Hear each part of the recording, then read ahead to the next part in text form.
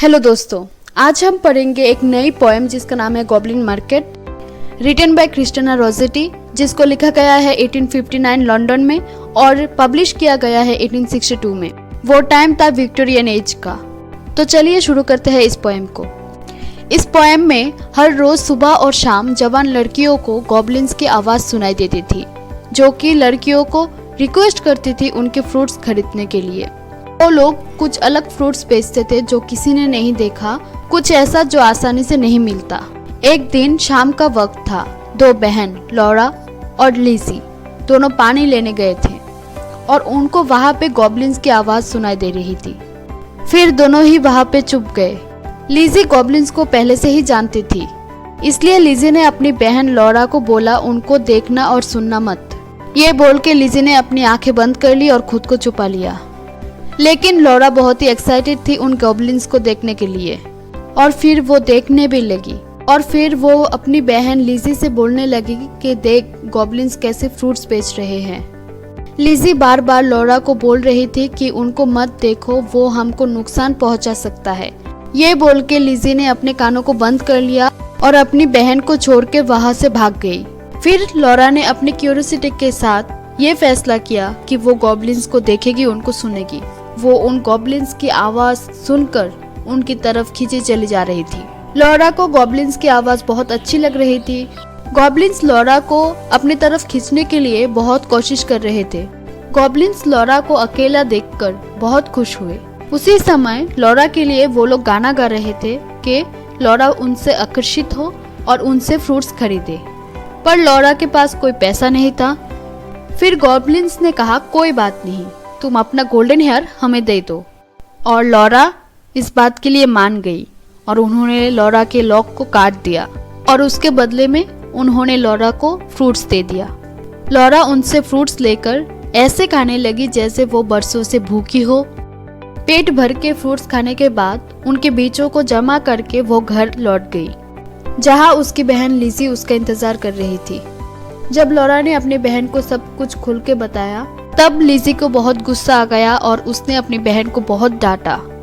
और लिजी ने ये भी बोला कि तुमको जेनी याद है, उसने भी तुम्हारी तरह गॉब्लिन से फल खाए थे।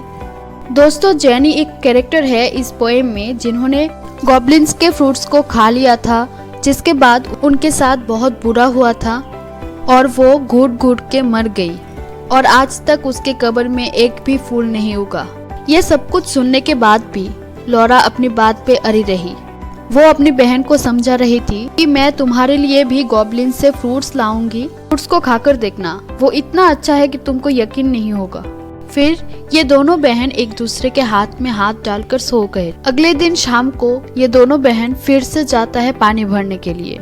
वो इंतजार करती है कि कब वो गॉब्लिन्स आएंगे, पर इस बार उसे कोई आवाज सुनाई नहीं दी गॉब्लिन्स की। ये देख के वो बहुत परेशान हो गई। फिर दोनों बहनें वहाँ से पानी लेकर आ गई। लॉरा का दिल बहुत दुख रहा था, वो रो रही थी क्योंकि उसे वो फ्रूट्स खाने को नहीं मिली।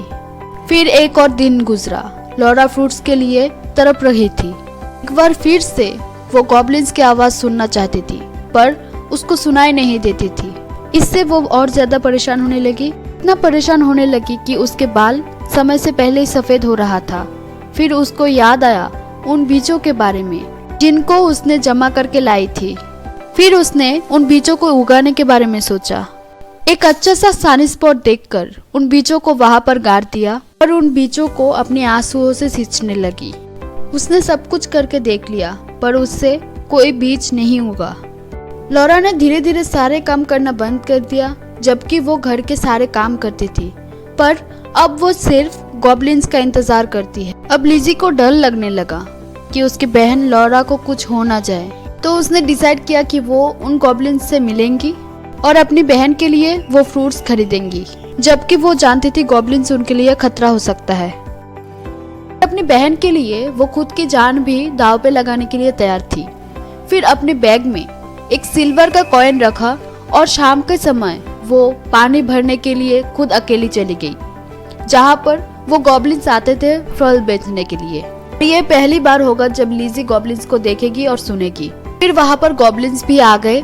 जब लिजी उन गॉब्लिन्स के पास गई थी तो लिज़ी को देखकर वो गॉब्लिन्स बहुत खुश हुए क्योंकि लिज़ी हमेशा उनको इग्नोर करती थी, उनको ना देखती थी ना सुनती थी। गॉब्लिन्स लिज़ी को देखकर इतना खुश हुए कि उन्होंने खुशी के मारे लिज़ी को गले भी लगा लिया और किस भी कर लिया और बोलने लगे, आओ हमारे यहाँ से फ्रूट्स खरीदो।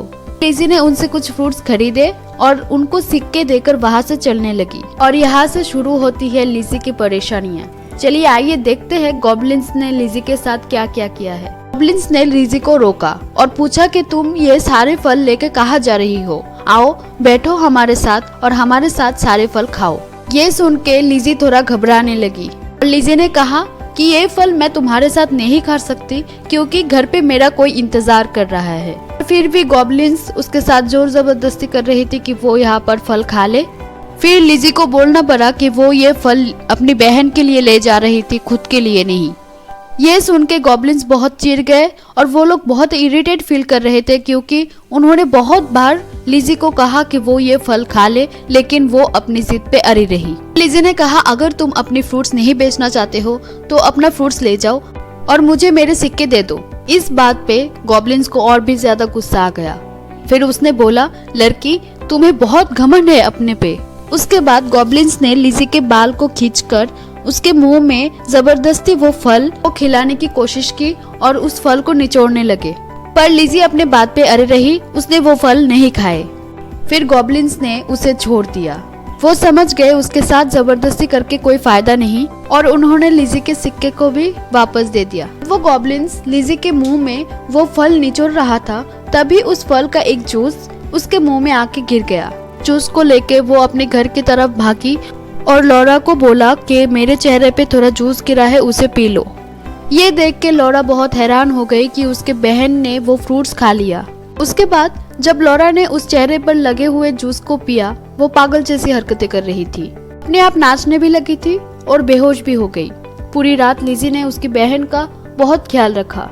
अगले दिन वो थोड़ी सी ठीक भी हो गई और उसने अपनी बहन को गले भी लगाया और कुछ सालों बाद उन दोनों की शादी हो गई और वो दोनों खुशी से रहने लगे। फिर लौरा अपने बच्चों को ये कहानी सुनाया करती थी और बोलती थी, उन गॉब्लिन से दूर रहो। तो दोस्तों यहीं पे खत्म होता है हमारा आज का ये पोएम। आशा करते हैं आपको ये पोएम बहुत ही अच्छा लगा होगा, इसका स्टोरी भी आपको अच्छा लगा होगा। तो अगर अच्छा लगा होगा तो चैनल को सब्सक्राइब जरूर कीजिएगा, लाइक कीजिएगा और ज़्यादा से ज़्यादा शेयर कीजिएगा अपने दोस्तों के साथ और कमेंट करके बताइए कि आपको ये वीडियो कैसा लगा। धन्यवाद।